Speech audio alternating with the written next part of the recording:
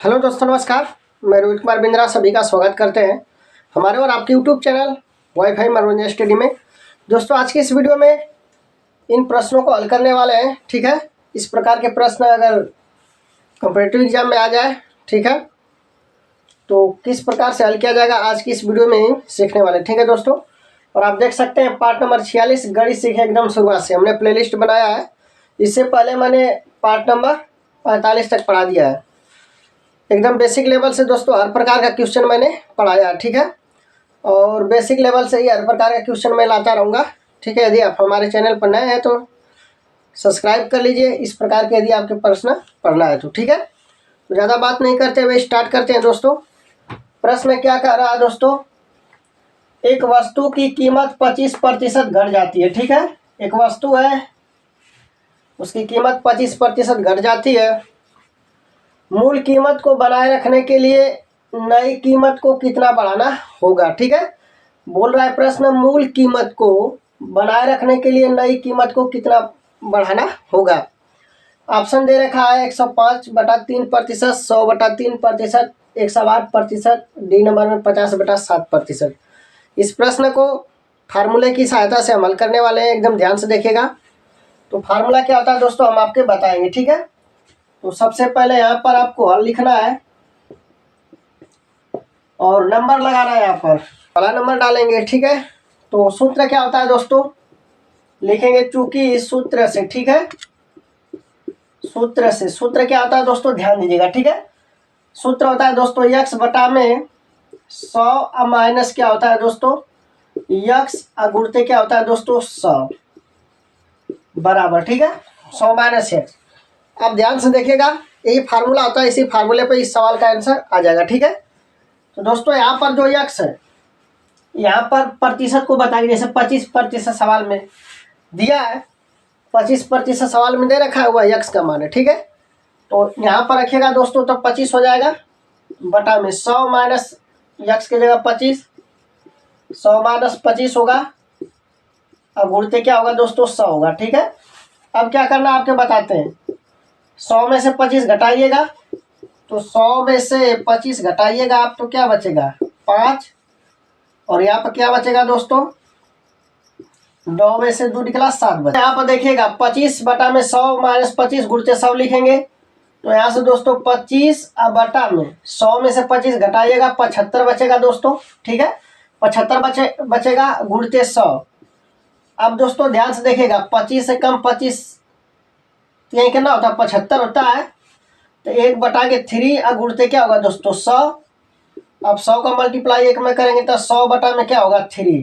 ठीक है, तो दोस्तों यहाँ से इस प्रश्न का जो आंसर आएगा, ठीक है, इस प्रश्न का जो आंसर आएगा 100/3%। ठीक है, मतलब कौन सा ऑप्शन मैच हो रहा है, ध्यान से देखिएगा। ऑप्शन नंबर पहला नहीं मैच हो रहा है, दूसरा का मैच हो रहा है भाई। ऑप्शन नंबर कौन सा सही है, option number B correct answer है। ठीक है, तो इसे आप नोट कर लीजिएगा। एकदम इसी प्रकार का दूसरा का प्रश्न भी आपके बताते हैं ताकि आपके समझ में आ जाए। ठीक है, ठीक है, देखिएगा ध्यान से। प्रश्न नंबर दूसरा, एक वस्तु की कीमत, ठीक है, 50% घट जाती है। मूल कीमत को बनाए रखने के लिए नई कीमत को कितना बढ़ाना होगा। ठीक है, एकदम जबरदस्त क्वेश्चन है दोस्तों। तो एकदम से मैं यहाँ पर 25 दिया था, यहाँ पर 50, इसी फार्मूले। एक वस्तु की कीमत 50% घट जाती है, मूल कीमत को बनाए रखने के लिए नई कीमत को कितना बढ़ाना होगा। ठीक है, option number A 25/3%, option number 105%, option number C 100%, option number D 105%। ठीक है, तो दोस्तों मैं आपके बताना चाहूँगा, ध्यान से देखिएगा, इसी फार्मूला पर लगाएंगे। ठीक है, ध्यान से देखिएगा, x के जगह कितना रखेंगे आप 50%, मतलब 50 बटा में। ठीक है, यहाँ भी 100 माइनस x है, तो 100 माइनस x की जगह क्या रखना है आपको 50, और गुणते कितना लिखना है यहाँ पे 100 लिखना। ठीक है, आई होप की बात आपके समझ में आ गई होगी। ठीक है, इस प्रकार के प्रश्न को इसी सूत्र से हम हल करने वाले हैं। ठीक है, अब देखिएगा दोस्तों, ऊपर 50 है, अब बटा में 100 में से 50 घटाइएगा तो 50 बचेगा, अब गुणते कितना होगा दोस्तों 100 होगा। ठीक है, अब दोस्तों ये 50 से 50 क्या हुआ, कैंसिल हो जाएगा, मतलब आंसर का आ जाएगा 100%। ठीक है दोस्तों, आंसर क्या आ जाएगा 100%। ऑप्शन नंबर कौन सा सही है, option number C correct answer है। ठीक है, option number C correct answer है। तो यहाँ पर ट्रिक मार लेते हैं भाई, ऑप्शन नंबर सी करेक्ट है। ठीक है, उम्मीद करता हूँ कि समझ में आ गया होगा दोस्तों। नोट कर लीजिएगा, फिर कुछ प्रश्न और आपके बताते हैं। ठीक है, तो दोस्तों प्रश्न नंबर तीसरा पढ़ते हैं। ठीक है, तीसरा क्या करा, प्रश्न ध्यान से देखिएगा। करा 500 रुपये पर 10% की दर से 2 वर्ष पश्चात चक्रवृद्धि ब्याज और साधारण ब्याज में क्या अंतर होगा। ठीक है, तो ऑप्शन दिया 10 रुपया, 5 रुपया, 0 रुपया, 15 रुपया। ठीक है, तो दोस्तों प्रश्न सबसे पहले पढ़ते हैं, क्या दिया है लिखते हैं, इसी को हम फार्मूला की मदद से हल करने वाले हैं। ठीक है, 500 रुपये पर 10% की दर से 2 वर्ष पश्चात चक्रवृद्धि ब्याज और साधारण ब्याज में अंतर पूछ रहा है। ठीक है, तो कैसे हल करेंगे दोस्तों, ध्यान से देखिएगा। ठीक है, सबसे पहले निकालेंगे क्या दोस्तों, ध्यान से देखिएगा। सबसे पहले आपको निकालना है यहाँ से हल नंबर कौन सा होगा, तीसरा। तो यहाँ पर देखिए दोस्तों क्या दे रखा है, सबसे पहले आपके लिखना है, दिया है। ठीक है, मूलधन दिया है, मूलधन बराबर कितना 500। ठीक है, और दर बराबर कितना दे रखा है दोस्तों 10%। समय कितना दे रखा है दोस्तों, समय बराबर 2 वर्ष। ठीक है, तो सबसे पहले यहाँ पर हम निकालते हैं मिश्र धन। ठीक है, तो फार्मूला क्या होता है मिश्र धन का दोस्तों, देखिएगा ध्यान से। चूंकि ए बराबर पी ब्रैकेट में 1 प्लस आर बटा क्या होता है 100। ठीक है, बटा पावर का होता है n। ठीक है, अब यहाँ से ए का मान निकालेंगे दोस्तों, तो ए बराबर पी का वैल्यू कितना रखेंगे, यहाँ पर देखिए 500, जो पी मूलधन होता है। ठीक है, 1 प्लस आर का वैल्यू कितना है 10, बटा में क्या होगा दोस्तों 100, अब पावर n का मतलब 2। ठीक, अब ध्यान से देखिएगा दोस्तों, ए बराबर 500। अब दोस्तों ये 10 से कटाइएगा 10 दाम में 100 होगा, तो 1 प्लस 1 बटा क्या होगा 10 पावर दूंगा। अब दोस्तों ध्यान से देखना, आपके ए बराबर 500 गुणते 10 एक कम 10 एक 11, 11 बटा 10 होगा। अब पावर का घात दूंगा बराबर क्या लिख सकते हैं इसे, 500 गुणते इसे 2 बार लिख सकते हैं, 11 बटा 10, 11 बटा क्या होगा दोस्तों 10। ये 0 से ये वाला 0 कैंसिल, इस 0 से ये 0 कैंसिल। ठीक है दोस्तों, 11 ग्राम में कितना होता है 121, फिर 5 गुणा करेंगे तो 5 एकम 5, 5 गुना 10 को 0, 5 एकम 5 625। यानी दोस्तों यहाँ से आपका क्या आ गया, ए बराबर क्या आ गया दोस्तों 605 आ गया। ठीक है, जब ए बराबर 605 आ गया तो हमको यहाँ से चक्रवृद्धि ब्याज ज्ञात हो जाएगा। चक्रवृद्धि ब्याज क्या होता है, पी माइनस ए, मतलब मूलधन में से मिश्र धन घटा देते हैं, तो आपके चक्रवृद्धि ब्याज ज्ञात हो जाएगा। तो लिखेंगे दोस्तों अतः चक्रवृद्धि ब्याज बराबर चक्रवृद्धि ब्याज बराबर। ठीक है दोस्तों, चक्रवृद्धि ब्याज बराबर फार्मूला होता है ए माइनस का पी, तो ए का वैल्यू क्या है 605 और माइनस पी का वैल्यू कितना है दोस्तों 500। घटाइएगा कितना आ जाएगा दोस्तों 500 घटाइएगा यहाँ से तो 105 आएगा दोस्तों, कितना आ जाएगा 105। तो चक्रवृद्धि ब्याज कितना आ गया 105 आ गया। हमसे सवाल में क्या पूछा है, पूछा है कि चक्रवृद्धि ब्याज और साधारण ब्याज में क्या अंतर। ठीक है, यही पूछा, अंतर पूछा है, तो आपने तो चक्रवृद्धि ब्याज ज्ञात कर लिया है। अब हमें क्या ज्ञात करना है, साधारण ब्याज। साधारण ब्याज ज्ञात करके इसमें अंतर ज्ञात कर लेते हैं। तो इसे हम घेरा लगा देते हैं भाई, इसे घेरा लगा देते हैं।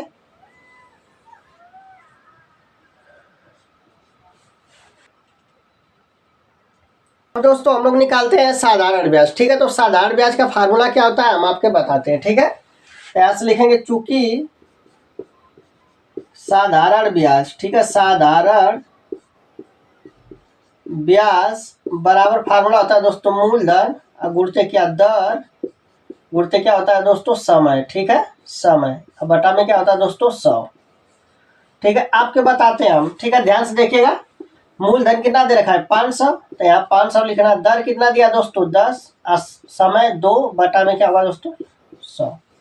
0 से ये 0 कैंसिल हुआ दोस्तों, 0 से 0 कैंसिल हुआ, बचा क्या दोस्तों, 5 गुणते 10 गुणते 2, 10 पाँचे 10 दूनी 20, पाँचे 100, कितना आ गया दोस्तों 100। ब्याज कितना, साधारण ब्याज क्या आ गया दोस्तों 100 आ गया।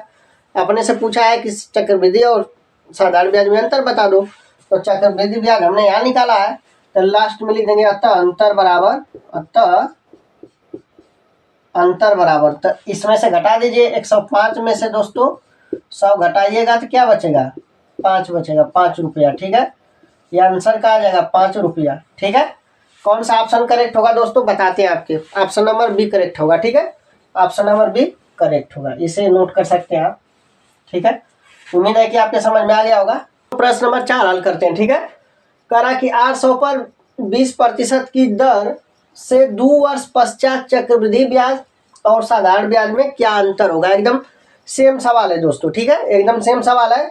ऑप्शन दिया 10 रुपया, ऑप्शन बी 50 रुपया, ऑप्शन नंबर 80 रुपया, ऑप्शन नंबर डी 352 रुपया। ठीक है, ध्यान से देखिएगा, इस प्रश्न को हल करते हैं। ठीक है, तो सबसे पहले दिया लिखेंगे, नंबर डालते हैं भाई, चौथा हल हो रहा है, नंबर डालते हैं। दिया है तो सबसे पहले मूलधन। ठीक है दोस्तों, मूलधन को हम पी से दर्शाते हैं। पी बराबर क्या दे रखा है दोस्तों, पी बराबर दे रखा है 800 रुपये। ठीक है, दर क्या है दोस्तों, यहाँ पर दे रखा है दर, मतलब आर का मान दिया है दोस्तों 20%। समय, समय दे रखा है दोस्तों कितना, समय दे रखा है यहाँ पर 2 वर्ष। ठीक है, तो सबसे पहले अपने को चक्रवृद्धि ब्याज याद करना है, तो चक्रवृद्धि ब्याज याद करिएगा। तो उसके लिए फार्मूला होता है, लिखेंगे चूंकि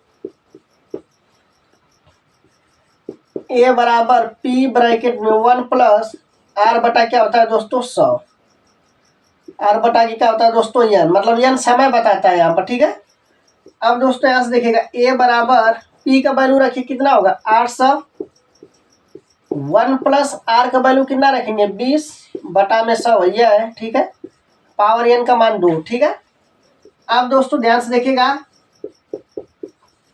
800 गुणते 20 से कम 20 पाँचे 100, तो 1 प्लस 1 बटा का होगा 5, अब पावर दूंगा। ठीक है, 20 से कम 20 पाँचे 100 हो जाएगा। अब यहाँ से क्या करेंगे दोस्तों, ध्यान से देखिएगा 800 5 के गुणा 1 में करेंगे, 5 से कम 5 1 6, 6 बटा के 5 होगा, पावर दूंगा तो इसे क्या लिख सकते हैं दोस्तों, ए बराबर आप लिख सकते हैं दोस्तों यहाँ से 800 गुणते 6 बटा 5 है 2 बार, 6 बटा के 5 और गुणते 6 बटा क्या होगा दोस्तों 5। ठीक है, अब ध्यान से देखिएगा दोस्तों, बताते हैं आपके, यहाँ से लिख रहे हैं। ठीक है, ए बराबर ध्यान से देखिएगा 800 है ना यहाँ, तो इस 5 से इसको कटाइएगा। ठीक है, 5 से कटाइएगा इसको तो क्या होगा 16 5 80 160 होगा। ठीक है, समझ में आ रही बात ना, 16 5 80 मतलब 160 होगा यहाँ पर। अब गुणते 6 क्या होगा 36, अब बटा क्या होगा दोस्तों 5।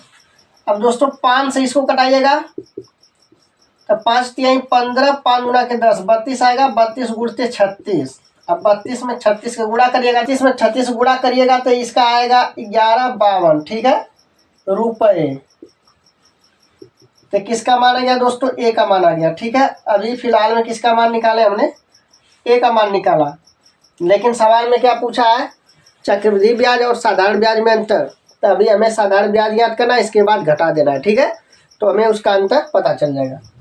तो फिलहाल में यहाँ पर ए का मान निकला है। ठीक है, अब हम निकालते हैं क्या, चक्रवृद्धि ब्याज। चक्रवृद्धि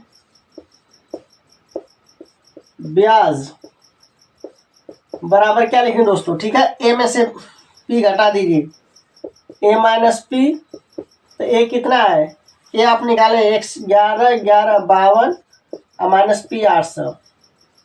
जब घटाइएगा दोस्तों तो यहाँ पर 5 2 बचेगा, यहाँ पर 11 में से 8 निकला 352, यानी चक्रवृद्धि ब्याज कितना आ गया दोस्तों 352 रुपये आ गया। अब हमसे पूछा क्या है साधारण ब्याज में क्या अंतर होगा, तो साधारण ब्याज भी निकालना होगा, तो साधारण ब्याज निकाल लेते हैं, इसके बाद घटाते हैं। ठीक है, तभी पता चल पाएगा। फार्मूला आपके लगाना है, चूंकि साधारण ब्याज बराबर, ठीक है, साधारण ब्याज बराबर क्या होता है दोस्तों, मूलधन गुणते दर गुणते क्या होता है, समय, ठीक है। बटा में क्या लिखेंगे दोस्तों, 100।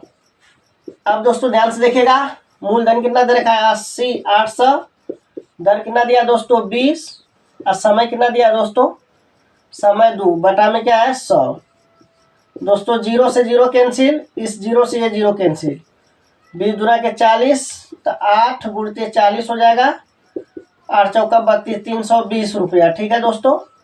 लेकिन साधारण ब्याज और चक्रवृद्धि ब्याज में क्या पूछा था, अंतर पूछा था, ठीक है। तो लिखेंगे अतः अंतर बराबर, अतः अंतर बराबर, तो 352 में से आपको घटा देना है कितना दोस्तों, 320। जब घटाइएगा 352 में से 320 घटाना है आपके, ठीक है। 352 में से 320 घटाना है, तो यहाँ पर 2 बचेगा, यहाँ पर 5 में से 2 निकला 3 और कट गया 32, यानी 32 रुपया, ठीक है दोस्तों।